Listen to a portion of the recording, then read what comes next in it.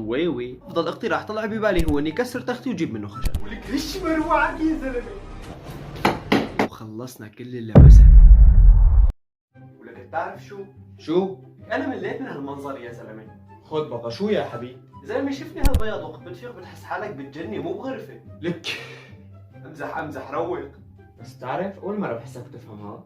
لا ممتاز.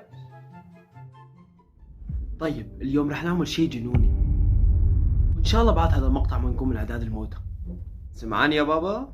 اكيد مزح. يا خوفي يكون جد بس. هلا اول شيء لازم نعمله هو نحدد شو بدنا نعمل بهالغرفه الجميله. طب لا فيك تسكت، اخذ لي كثير وجه في فيديو اليوم ها؟ فعندنا 3 شغلات بدنا نعملن اليوم حتى نعمل شكل حلو بغرفتي. هلا اول شيء رح ركب رفوف وصار بدنا خشب، ثاني شيء بدنا نحط موزايك وهيك شويه سوالف من دباديب وصور على الرفوف طبعا، واخيرا بدنا نظبط لنا اضاءه تكون محترمه متناسقه مع العين. صار لازم نروح نشتري شويه قطع وشويه صور بالاضافه الى الضويوي اضوي. طيب ليك نعم قله. جد ليش عم تعمل هيك؟ يعني انت بدك تصير تصور هون مثلا؟ لك ليك اذا كان في مقطع جاي المهم ليك رح اعتمدك كخلفيه وصير صور فيها مقاطع القادمه، طبعا اذا كانت ظابطه، وما اذا ما كانت ظابطه خلص رح تكون ديكور فقط لغرفه. وبعد كل هذا قررت اني بدي بلش بقى بعمل الرفوف. فصفنت لكم هيك شوي، عم فكر من وين بدنا نجيب الخشب، ويا ريت لو اني ما صفنت ولا شوي، لانه افضل اقتراح طلع ببالي هو اني كسر تختي وجيب منه خشب. لا واثقة من نفسها مش واخد بالك. فقلت احسن شيء اني اقوم استشار السيد الوالد. السيد الوالد وجهني لخي السيد الوالد، يعني لعمي، عرفت؟ خي سيدك الوالد انت ولا ليش عم تطلع؟ يعني ما حسيتها مسبي يا زلمه. وبعد كل هذا قدرت اني امن الخشب، بلشنا ننشر لكم اياهن ونظبطيه، وهون طلعنا نشتري لنا شويه سوالف وشويه زخارف، يعني والله على البيت زخارف سوالف. وبالبيت كان عندي شويه دباديب. المهم رحنا وصلنا بعد منا على شويه صور وضاعه يعني، وعلى فكره في صوره بتخص قناتي باليوتيوب. ولك هش مروعك يا زلمه. وهلا خلونا نرجع لعند النجار نوار نشوف شو صار معه.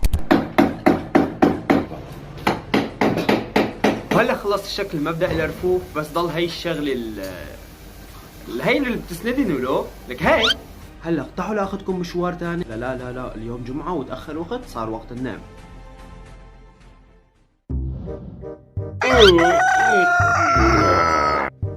ونلبست ورحنا بدنا ندور على اضويه ونحاول نظبط الالوان المتناسقه مع الوان ديكور غرفتي. وبعد ما مر شي سالفه ساعه زمان بس صار كل شي جاهز، رفوف واضاءه والسوالف اللي راح نحطها فوق الرفوف. هلا جاهزين حتى نروح نطبقين؟ يلا.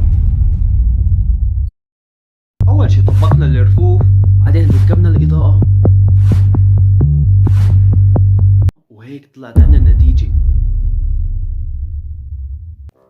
طولوا بالكم، شبكون طولوا بالكم، هلق بس يصير الليل راح يختلف الوضع.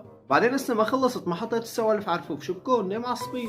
هلا حطينا الدباديب وخلصنا كل اللمسة.